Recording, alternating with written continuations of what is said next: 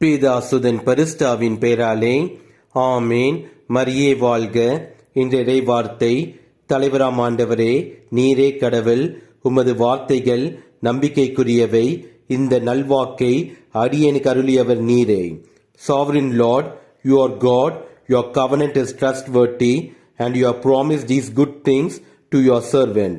2 Samuel அதிகாரம் 7 வசனம் 28. நமக்கு நம்பிக்கையும் வாழ்வின் ஊற்றாக நமக்கு இருப்பவர் நம் கடவுள் இயேசு கிறிஸ்து. அவர் நமக்காக வகுத்த நல்ல திட்டங்கள் நம்மிடத்தில் செயல்படுவதற்கு தடையாயிருக்கின்ற பாவங்களுக்கு மனம் வருந்தி மன்னிப்பு கேட்போம்.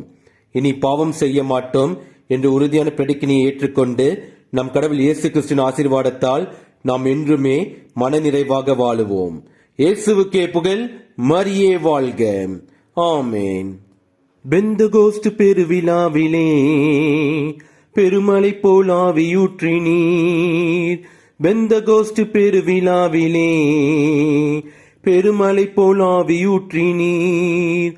துயரமான உலகிலே சோர்ந்து போகும் எங்களை, துயரமான உலகிலே சோர்ந்து போகும் எங்களை தாங்க வேண்டும் உந்தன் ஆவியால், தாங்க வேண்டும் உந்தன் ஆவியால்.